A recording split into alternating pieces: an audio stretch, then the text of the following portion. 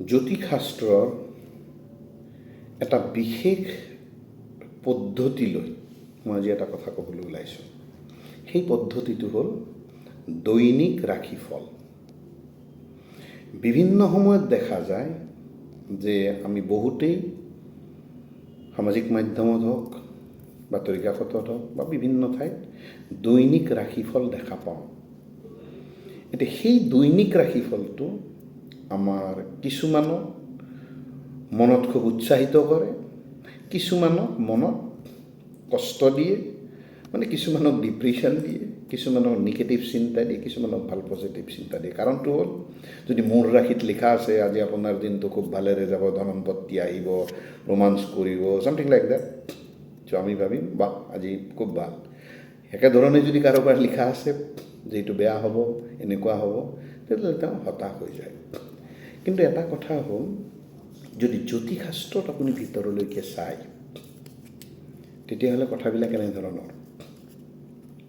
ইয়াত আকৌ আৰু এটা কথা দেখা যায়, দুজন বা তিনিজন বিভিন্ন এষ্ট্ৰলজাৰৰ সেই দৈনিক ৰাশিফল যদি আপুনি খুব মাইনুটলি অধ্যয়ন কৰে, আপুনি ভালেখিনি কণ্ট্ৰাডিক্ট পাব। তাৰমানে একেই ৰাশিৰ কোনোবা এখনত লিখিব আপোনাৰ আজিৰ দিনটো খুব ভাল, আৰু কোনোবা এখনত লিখিব আপোনাৰ আজিৰ দিনটো খুব বেয়া। প্ৰথম কথা, মই অনুসৰণ কাক কৰিম? মই এটা কথা কওঁ আপোনালোকক, মোৰ যোৱা 15 বছৰৰ জ্যোতিষশাস্ত্ৰ, ক্লাছিকেল শাস্ত্ৰ, মডাৰ্ণ শাস্ত্ৰ গোটেইখিনি অধ্যয়ন কৰি মই আপোনালোকক অকণমান এই বিষয়ে কথা ক'বলৈ ওলাইছোঁ। এই বিষয়ত আপোনালোকে নিজৰ সেই দিনটো ৰাশিফলৰ ওপৰত বৰ বেছি গুৰুত্ব নিদিয়াটো আপোনাৰ কাৰণে ভাল, যিয়ে নেকি আপোনাক হয়তো মানসিকভাৱে এটা প্ৰপাৰ ডাইৰেকশ্যন নিদিবও পাৰে। কাৰণটো কি? 12টা ৰাশি, গোটেই পৃথিৱীত 800 crore প্লাছ মানুহ আছে। তাৰমানে এটা ৰাশিৰ মানুহ 70 crore। অৰ্থাৎ এই যে আমি ৰাশি দিনটো ফল পাওঁ, সেই 70 crore মানুহৰ দিনটো একে যাব নেকি? This is next to impossible. 70 crore বাদ দিয়ক, মোৰ ওচৰত থকা মানুহ, যিজন মানুহ মোৰ লগত কাম কৰে, সেইজন মানুহৰো মোৰ ৰাশি একে হ'লেও সেই দিনটোলৈকে নাযাব পাৰে। ইয়াৰ প্ৰধান কাৰণটো কি জানে? এজন মানুহৰ সম্পূৰ্ণ জ্যোতিষীয় এনাৰ্জেটিকেল প্ৰস্পেক্ট ডিপেণ্ড কৰে সেই মানুহজনৰ নিজস্ব কুণ্ডলীৰ ওপৰত। ৰাশি এটাই, তাত আকৌ ইণ্টাৰেষ্টিং কথা, জ্যোতিষশাস্ত্ৰত যদি ভালকৈ চায়, মানুহ এজনৰ ৰাশিতকৈ মানুহ এজনৰ লগ্নৰ ইম্পৰ্টেঞ্চি বহুত গুণ বেছি। প্ৰথম কথা, মানুহ এজনৰ বাহিৰত এজন মানুহে নিজৰ কি ইমপ্লিমেণ্টেশ্যন কৰে, কি ধৰণৰ কাৰ্য কৰে, তেওঁৰ কেনেধৰণৰ আচাৰ ব্যৱহাৰ, তেওঁ কি ধৰণে বিহেভ কৰে, তেওঁ কি ধৰণে জীৱনত আগবঢ়াৰ এনাৰ্জেটিকেল টেণ্ডেঞ্চি দেখায়, এই গোটেইবিলাক বস্তু লগ্নই ডিপেণ্ড কৰে। ৰাশিত যিহেতুকে আমাৰ চন্দ্ৰ থাকে, গতিকে ৰাশি মানুহ এটাৰ মানসিক এনাৰ্জিৰ ওপৰত, অৰ্থাৎ মনৰ ওপৰৰ এটা এনাৰ্জিৰ ইণ্ডিকেশ্যন দিয়ে যে এই মানুহজনৰ ইণ্টাৰনেল এনাৰ্জি এনেকুৱা হ'ব।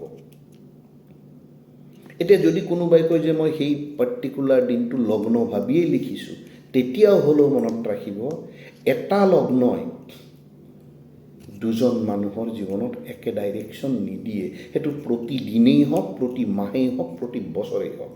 আৰু নহ'লে এই যে আমি ৰাশিফল চাওঁ ৰাতিপুৱা, প্ৰত্যেকজন মানুহৰ একেধৰণে ৰাশিফলে গতি কৰিলেহেঁতেন।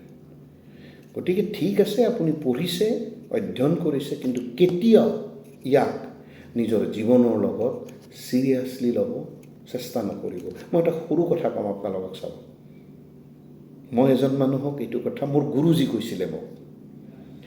ধৰক মোৰ কোনোবাই ৰাশিটোত লিখিছে আজি ৰাশিটো ভাল, মই এই কথাটো দুটা ধৰণে কম্পেয়াৰ কৰিব পাৰোঁ। ঘৰৰ পৰা ৰাতিপুৱা ওলোৱাৰ লগে লগে মই ক'ৰবাত খুন্দা খালোঁ, মই মনেৰে কি ভাবিম? যে মোৰ আজি ৰাশিটোত ভাল লিখা আছিল কাৰণে মই মূৰত খুন্দা খাই থাকিলোঁ, মোৰ বেছি ডাঙৰ এক্সিডেণ্ট নহ'ল। একে কথাটো এজন মানুহক কোৱা হৈছে যে আজি আপোনাৰ ৰাশিটো বেয়া, সেইজন মানুহো খুন্দা খাইছে। সেই একে ঘটনাটোক সেইজন মানুহে ভাবিব সেই দিনটোৱেই বেয়া, আজি ওলোৱাৰ লগে লগে খুন্দা খাইছোঁ। অৰ্থাৎ সেই ভাল আৰু বেয়া দুটা বস্তু আপোনাৰ নিজস্ব চিন্তাধাৰাৰ ভিতৰত সোমাই আছে। কিন্তু আপুনি এই চিন্তাধাৰাটো কৰিছে কিয়? কাৰণ আপুনি ৰাতিপুৱাৰ ভাগত সেনেকুৱা চেণ্টেন্স এটা, বাক্য এটা মূৰত সোমাই লৈছে যে আজি মোৰ ভাল বা আজি মোৰ বেয়া। চ' কথাটো ইমানেই যে যদি আপুনি সঁচাকৈ জ্যোতিষ শাস্ত্ৰৰ পৰা আপোনাৰ নিজৰ হ'ব লগা ঘটনা বা আগত আপোনাৰ লাইফৰ কি ধৰণৰ ডাইৰেকশ্যনত থকাৰ সম্ভাৱনা আছে, আপুনি জীৱনত কি ধৰণে আগবাঢ়া উচিত, আপুনি জীৱনত কি ধৰণে কৰা উচিত, কি এনাৰ্জিৰে আপুনি আগত যোৱা উচিত, এইবিলাক জানিব লাগিলে নিজস্ব কুণ্ডলীখন কোনোবা অভিজ্ঞ এষ্ট্ৰলজাৰৰ দ্বাৰা, জ্যোতিষৰ দ্বাৰা আপুনি জানি লওক। কিন্তু এই প্ৰতিদিনৰ ৰাশিফল, লগ্নফল এইবিলাকত বেছি গুৰুত্ব দি নিজৰ মানসিকভাৱে আৰু বেছি দুৰ্বল কৰি নিদিব। এইটো মোৰ যোৱা 15 বছৰৰ, মই এজন ইঞ্জিনিয়াৰিং গ্ৰেজুৱেট আৰু যোৱা 15 বছৰে মই এই শাস্ত্ৰখন বহুত ভিতৰলৈকে সোমাই মই অধ্যয়ন কৰিছোঁ, ইনক্লুডিং ইয়াৰ লগত ছায়েন্সৰ এনাৰ্জেটিকেল ৰিলেশ্যন কি আছে। গতিকে কথাবিলাক যেতিয়া আমি বাস্তৱমুখী হওঁ, জ্যোতিষ এখন সম্পূৰ্ণ বাস্তৱমুখী অধ্যয়নৰ এটা আমাৰ ছিষ্টেম। ই এনেকুৱা নহয় যে কোনো ভূত প্ৰেত দেৱতাই আহি আমাক জ্যোতিষত আমাক কিবা দিব বা আমাক অশান্তি কৰিব। গতিকে এই জ্যোতিষ শাস্ত্ৰৰ বিষয়ে নিজে এটা মেচিউৰ্ড মনেৰে চিন্তা কৰিব শিকক, জানিব শিকক। কিছুমান বস্তুৰ পিছত নিজক অযথা দৌৰি কষ্ট নিদিব। সম্পূৰ্ণ জ্যোতিষ সম্বন্ধে এনাৰ্জেটিকেল সম্পৰ্ক, ৰিলেশ্যন এইবিলাক জানিবলৈ হ'লে এই পেজটো ফ'ল' কৰক। আৰু আমাৰ ইয়াত বহুত ফ্ৰী ক্লাছ দিয়া হয়, এই ক্লাছবিলাক শুনাৰ চেষ্টা কৰক। ধন্যবাদ, লগ পাম, টেক কেয়াৰ, ভালে থাকক, নমস্কাৰ।